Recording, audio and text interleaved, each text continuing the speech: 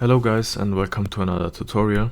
Today I will show you how to get the most profit and efficiency out of your RTX 30 series cards while dual mining Ethereum and Toncoin.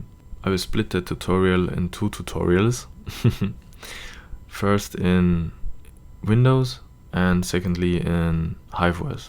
So if you mine in HiveOS, I will add a timestamp so you can jump right into the HiveOS part.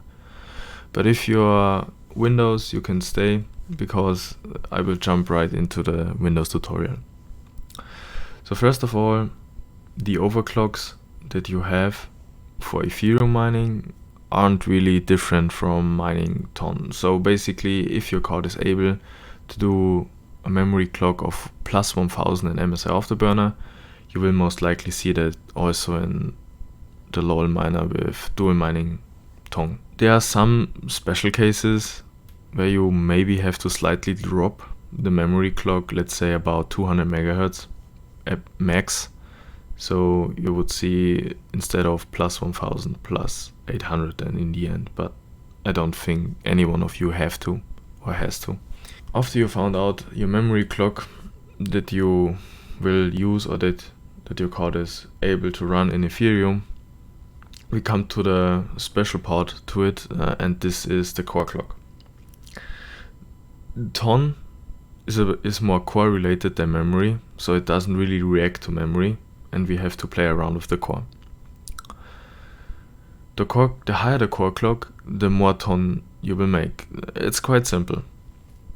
So, and in order to get the best efficiency out of your card, which doesn't mean the most profit, but we will first start with the best efficiency, we will try, or let's say we will make a flat line in the curve editor. In order to do that, let's just reset the curve here. You open up the curve editor, which you can see here, and then you have your curve, which looks like this. Then you press and hold down the shift key, take your mouse, and then you start at the second curve voltage point and pull it from all the way left to all the way right. Then you take any point, it doesn't really matter, and take it under the first point, which you didn't mark. Then you hit the check here and you should flat out your curve. This will force the card to use the lowest possible voltage, and therefore we gain the max efficiency. But we don't really want to run the card at let's say 1200 megahertz. We want to run the card a bit higher to get a bit more hash rate, of course. So you press and hold down the Alt key, then you take any point in the curve with your left mouse, and then you can drag and drop the whole line up and down like you can see here in this example. Most of the time with stock voltage, or the lowest possible stock voltage, you will reach around 1400 to 1500 megahertz. It's basically the same across all RTX 30 series cards with Ampere architecture. Doesn't really matter if you have a 3060 Ti or 3090. I mean, you can say the bigger the core, the lower it will clock in the end, but most of the time it's about silicon lottery, and a 3090 can also clock as high as a 3070. Yeah, let's say you put it at 1460, then you hit the checkbox and you can see we flat it out here. And if you start up the miner now,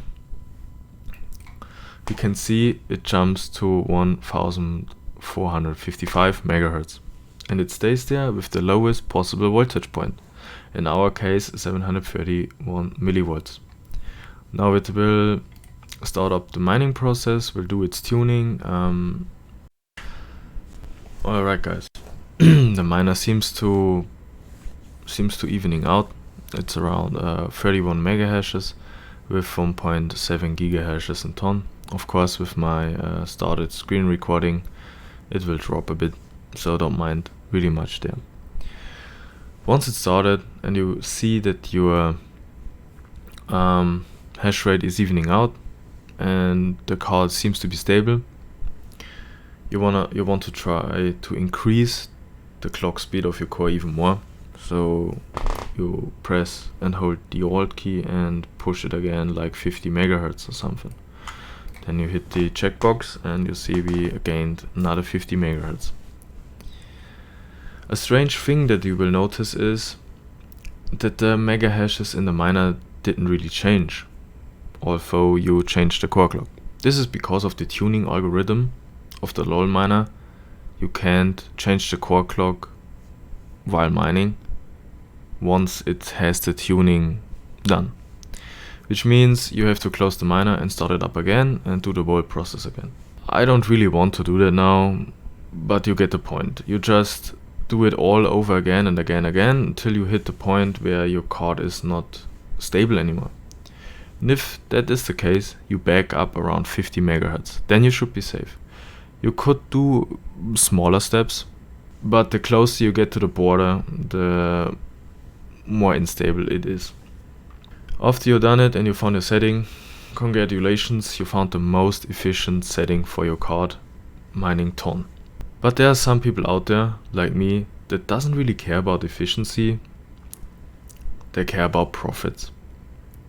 And max efficiency doesn't mean max profits.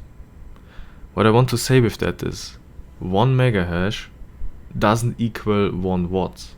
It's more like 1 mega hash equals like 8 watts. Of course, it depends on the algorithm. And therefore, you want to go for even higher core clocks, so that you get the most profits out of it. But then you have to find the sweet spot. The sweet spot for the most Ampere cards is between 825 and 875. Depends on the ASIC quality of your chip, but most of the time you will find it there. 850 should be a good value to go. And now you may ask, how can I fix my card at 850 millivolts? It's basically the same like we did before. So you set back your curve by entering 0, and then you search for the point at 850 millivolts. Then you hit and press down the shift key and drag and drop all the way from the left, starting at this point, to all the way to the right. Then you put it down again, hit the check, and you can see, maybe you can see it, I don't know how YouTube compresses it, but you can see it's now running at 850 millivolts. And from there, you can put up the curve up and down. Most of the cards will hit easily 1700 with 850 millivolts. Usually you can see around 1750. Some cards may even go up to 1900. Like I said, it depends on the silicon quality. But you have to start somewhere, and a good starting point is 1700 to 1750. So you press and hold down the Alt key and push it to 1750. And as you can see, we increased the core clock. And as you noticed, the hash rate didn't really change, like I said, because of the tuning algorithm of this miner. So you want to close it and open up again to make it tune again on your new overclocks. Alright guys, as you can see, we are running now at nearly 1900 megahertz, and this is, at least for my card, the max possible value I can do. And like I said, you have to find out which core clock is your card capable of. So you just hit the Alt key and drag and drop your line till you found your max value. Then you're fine, basically. I mean, yes, you have to back off 50 megahertz. Like I said, you have to play around a bit between 825 and 875 millivolts. So maybe you try to see what your card is capable of 825, put the figures into the calculator, then do the same for 850 and do the same for 875, and take that which will make you the most profit. Most of the time, I guess it will be 850, but you can share your results online in the comments. I would really appreciate it. And yeah, that's basically it for the Windows tutorial.